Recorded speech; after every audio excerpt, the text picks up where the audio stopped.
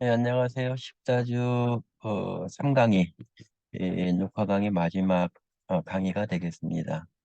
3강의가 끝나고 나면 이제 기말고사를 이제 봐야 되는데요. 1강의 때 잠깐 얘기를 드렸지만 어, 줌을 이용을 해서 6월 11일 일요일입니다. 일요일 줌으로 해서 9시에서 9시 반 사이에 줌을 다 연결을 해서 그 줌 정보는 제가 다 톡방을 이용을 해서 공지를 할 거고요. 중간고사 때처럼. 그래서 제가 시험 문제를 제출을 하면 LMS를 올리면 여러분들은 LMS에서 다운받아서 작성을 하고 저한테 제 메일로 보내주시면 되고요. 그러한 정보들은 제가 다 공유를 다시 또 구체적으로 6월달 되면 하도록 하겠습니다.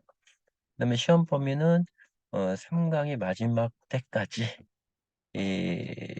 가 시험 범위가 되겠습니다.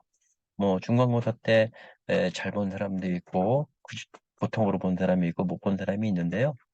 어, 출석 성적 20%, 중간고사 30%, 기말고사 50%가 되겠습니다.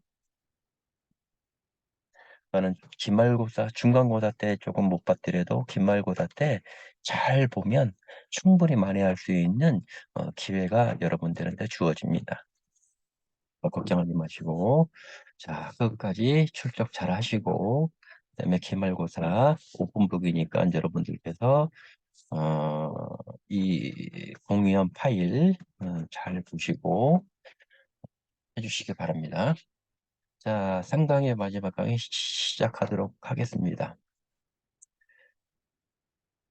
2강의 때 이제 이 용접 조건이 나오는데요. 크게 세 가지. 자, 맞대기 용접, 겹치기 용접, 수평 랩 조인트, 필렛이 되겠죠. 이 세 가지를 가장 많이 사용을 하죠. 자, 여기서 가만히 보시기 바랍니다. 가만히 보시면 판 두께, 즉 모재의 두께가 되겠죠. 모재의 두께. 그다음에 와이어경. 판 두께는 모재 두께인데 0.8mm부터 1.2, 1.6, 4.5까지. 그다음에 와이어경은 0.6mm부터 1.2mm까지. 용접 전류는 50A부터 160A. 용접 전압은 16V부터 17V. 용접 속도, 네, 로봇 속도가 되겠죠. 요거는 80cm부터 70cm부터 60cm, 40cm 이런 것들. 와이어 돌출 길이 12mm, 13mm, 14mm, 15mm 이렇게 쭉 있는데요. 여러분들은 일단 15mm를 항상 기억하시기 바랍니다. 15mm. 토치 진행 각도. 진행 각도는 전진법이냐 아니면은 후진법이냐. 여기 판 두께가 0.8mm 이 박판 같은 경우는 후진법도 사용합니다. 간간히 마이너스 5도. 이제 1.0T가 넘어가면 전진법을 사용합니다.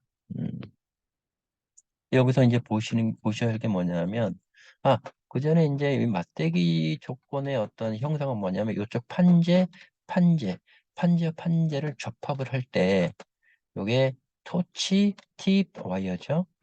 응접 진행 방향은 우측에서 좌측으로 가는 겁니다. 자, 전지법이죠. 자, 와이어 돌출 길이, 그다음에 여기서 이제 하나만 대표적인 거를 좀 본다면, 1.2mm 가장 많이 사용하는 판재는 자동차 쪽에서는 이 2.3T입니다. 2.3T, 3.2T 이 부분을 가장 많이 사용합니다. 용접 전류 이렇게 가장 많이 사용합니다. 어, 용접 전압, 그다음에 용접 속도 가장 많이 사용합니다. 음, 와이어 돌출 길이 15mm. 즉 여러분들이 용접을 로봇으로 용접을 하고자 할 때는 그판 두께가 몇 T냐? 몇 T냐? 그거를 제일 먼저 보셔야 돼요. 제일 먼저. 예를 들어서 그 판재가 2.3T의 맞대기다. 그러면은 다른 거 다 생각하지 마시고요. 용접 전류는 120에서 130A. 딱 125A 딱 설정해 놓고 용접 전압은 17V 딱 정해 놓는 거예요. 다른 거 어때요? 근데 용접 속도, 로봇의 속도를 어떻게 할 거냐? 55에서 65니까 60현지 딱 넣는 거예요. 돌출 길이는 15mm로 딱 돌출기를 해놓고 티칭하면 되겠죠. 그리고 용접을 때리면 디드는 형성이 됩니다. 디드는 형성이 됩니다.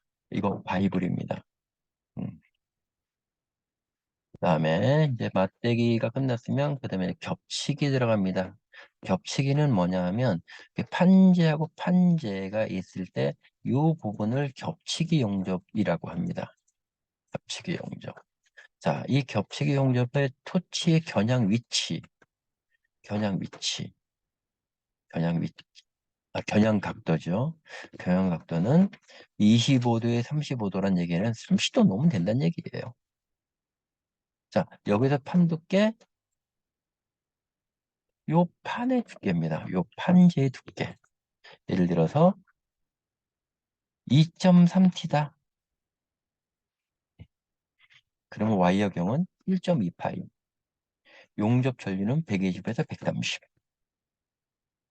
용접 전압은 어떻게 돼요? 좀 더 높지요.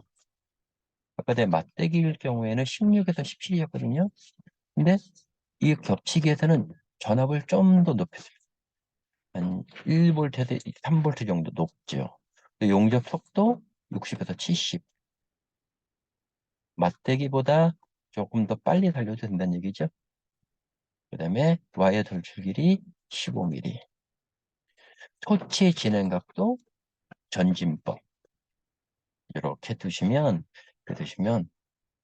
대충 용접을 해도 로봇을 용접을 해도 비지가 형성이 됩니다. 요건 안 먹습니다. 요게 이제 수평 겹치기 용접이라고 합니다. 그 다음에 이제 필렛 용접이 되는데요. 이 필렛 용접은 뭐냐 하면 T자 오육이에요. 여기 그림에도 나와 있다시피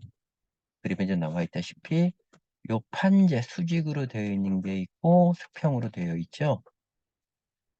여기에서 토치의 목표 각도, 즉 겨냥 각도인데요. 겨냥 각도의 목표 각도는 30에서 45도면 그냥 40도 놓으시면 돼요. 35도나 40도 놓으면 되는 거예요. 자, 여기서 마찬가지 똑같이 판 두께가 2.3T일 경우에 와이어경은 1.2mm를 사용하는 거고 용접 전류는 120에서 130.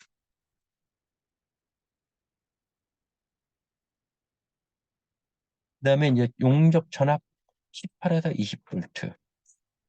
그 겹치기하고 큰 차이 없죠, 그죠?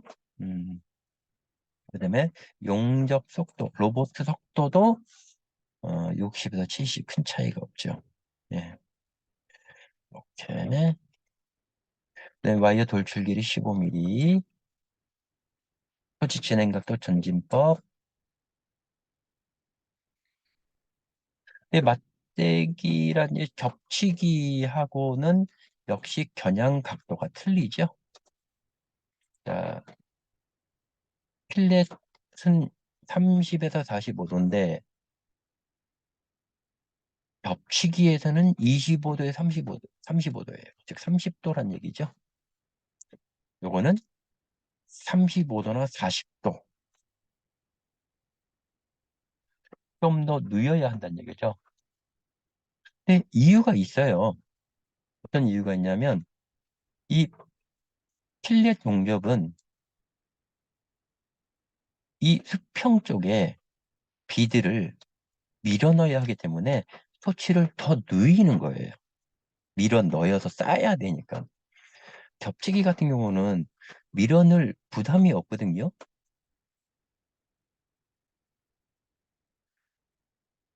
하지만 기본 각도는 좀 잡아줘야죠. 30도 정도. 음. 그 다음에 이제 아래 보기 가장자리 용접 조건인데요. 어, 요거는, 마찬가지예요. 2.3T일 때, 2.3T일 때 1.2mm, 자, 100A에다 110A. 이 전압은 상대적으로 낮죠? 이 정도만 보시면 될 것 같고요. 그다음에 이제 하향, 양이 아니고 하향이죠. 하향 가장자리 용접. 음,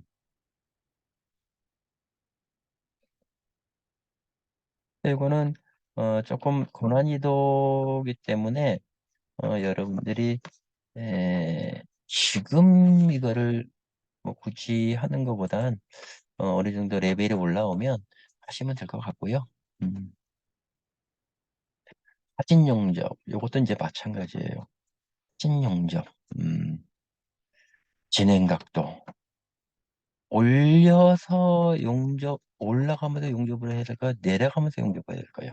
이거는 하향 하진 용접은 위에서 밑으로 긁어야 됩니다.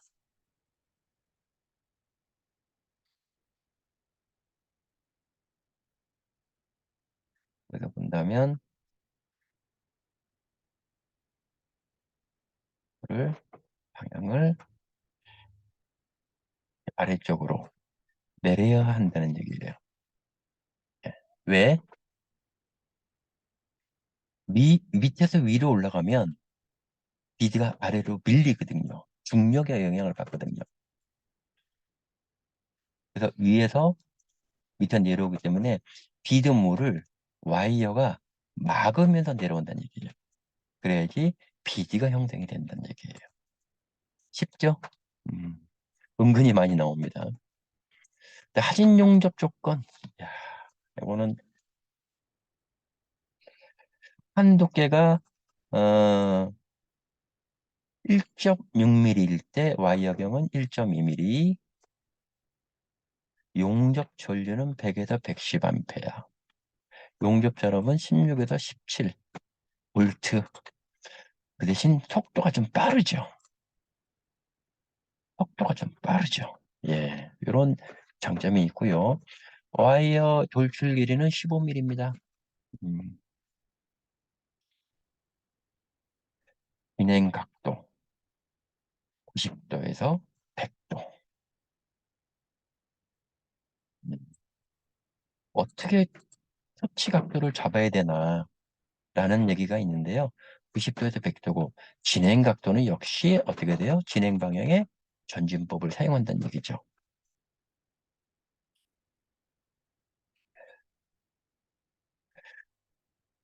자, 여기에는 이제 이렇게 틈, 갭이 발생을 할 경우에는 오른쪽과 같이 진행 각도를 크게 잡아주는 거죠.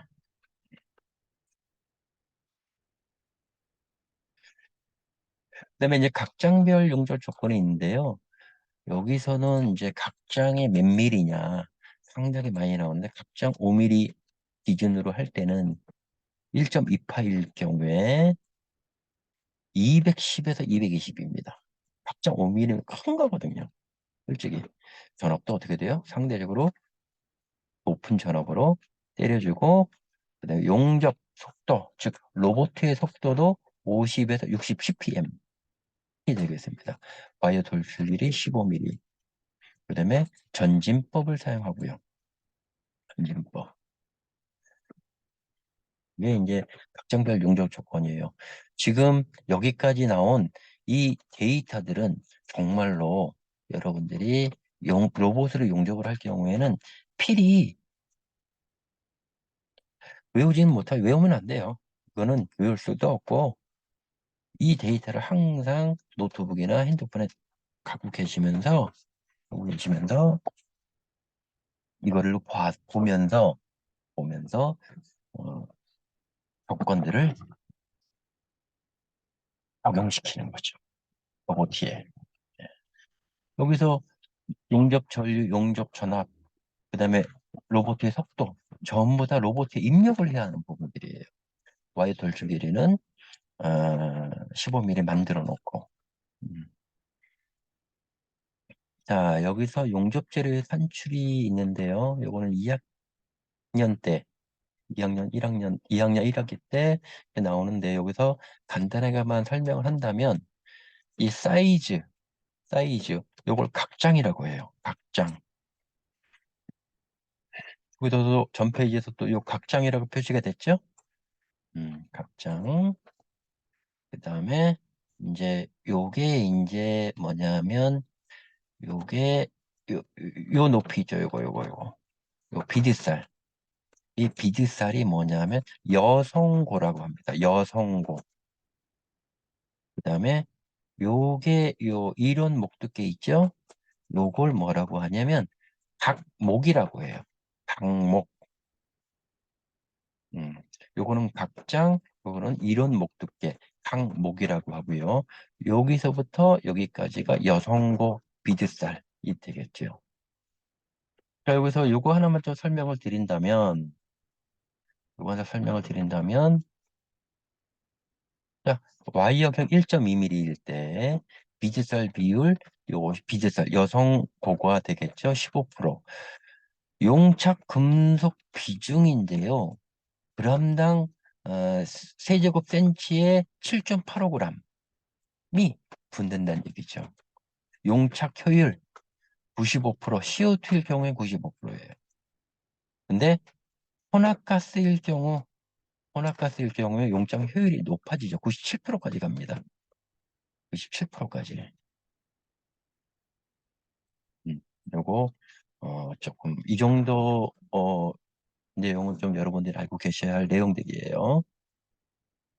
용접재료 산출 쭉 나오는데요. 그 다음에 와이어 송금량과 용접 전류인데요.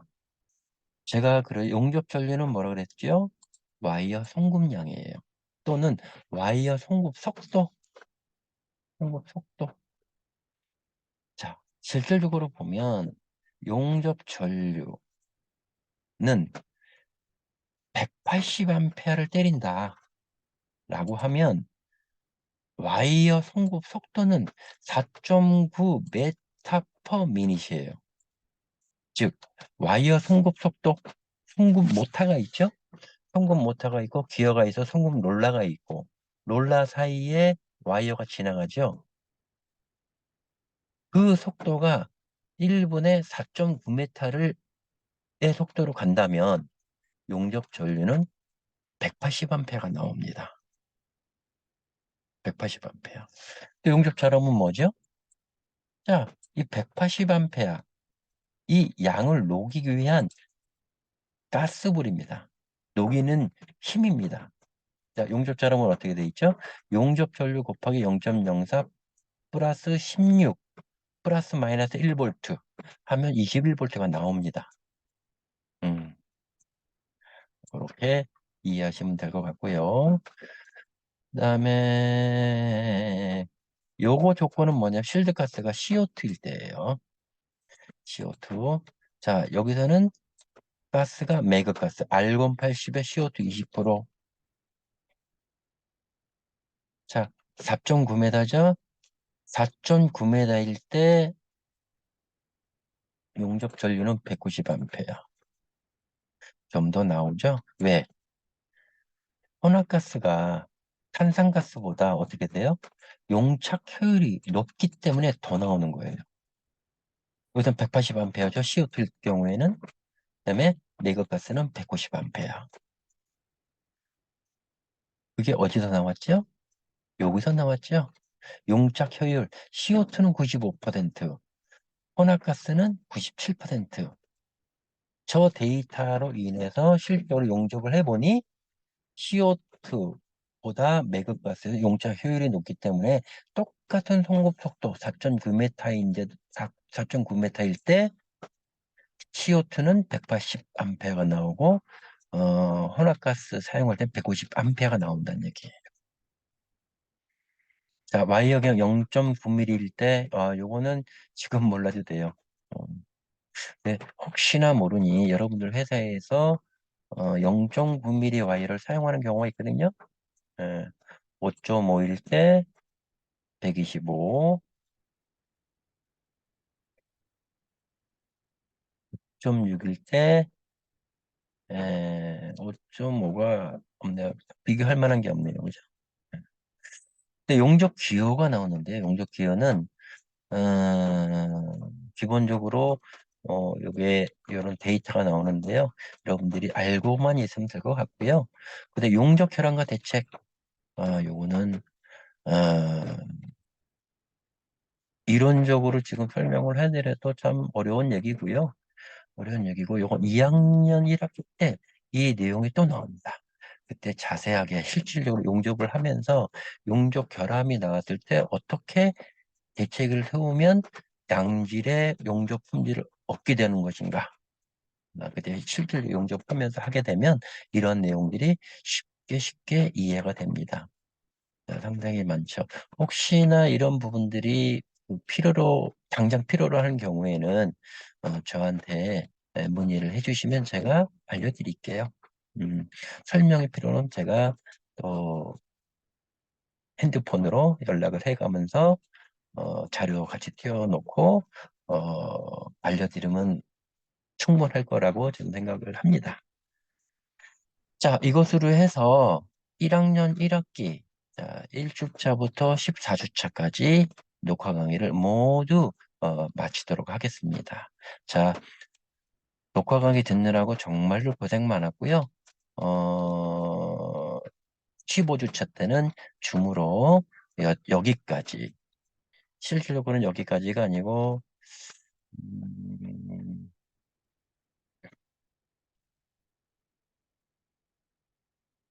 여기까지겠죠? 여기까지 시험 범위가 되겠습니다. 자, 454페이지, 454페이지. 자, 이게 참 이론만 가지고 참 하는 게 좀 문제가 있지만, 어차피 여러분들이 재직자 간에 있기 때문에 이러한 부분들을 최소한 여러분들이 알고 계시면 도움이 될 거라고 저는 생각을 하고요. 아, 이게 이제 시험범위죠. 기말고사 시험 범위가 되겠죠. 네. 그죠? 그다음에 이제 실제로 진도가 나가는 거는 여기까지 나갔다고 보고요. 여기 나갔다고 보고 그다음에 이제 실질적으로 이 뒤에 있는 내용들은요. 핸들링하고 범용 조작 요령 입문인데요. 여기 있는 내용들이 이미 앞서 배운 것들이에요. 배운 것들이에요. 여기서는 이제 명령어가 한두 개 있다라는 거. 어, 그 위에는 조작하는 방법은 아크하는 거하고 똑같습니다. 그래서 아크 용도를 중심으로 했는데요. 아크 용도 중심으로 하는 이유가 뭐냐면 핸들링이나 범용 음, 용도의 명령어 등록하는 것보다 아크 용접이 좀 더 세밀하고 정밀하기 때문에 아크 용도를 중심으로 강의를 했고요. 그것이 어느 정도 이해가 되고 실기에도 적응이 되면 핸디링은 정말 쉬워요.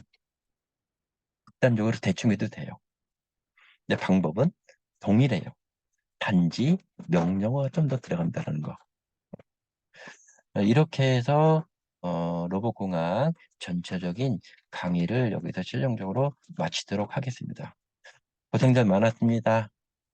자, 1학년 2학기 때 여러분들 여유가 되면 같이 얼굴을 보면서 대면으로 토요일 날 수업을 같이 진행했으면 하는 게 저의 마음과 생각입니다. 자, 여름방학 잘 보내시고요. 자, 6월 중순부터 8월 말까지 직장 생활에 열심히 생활해 주시기 바랍니다. 이상 2학기 때 보는 거를 기약하고 여기서 모든 강의를 마치도록 하겠습니다. 수고했습니다. 자기야.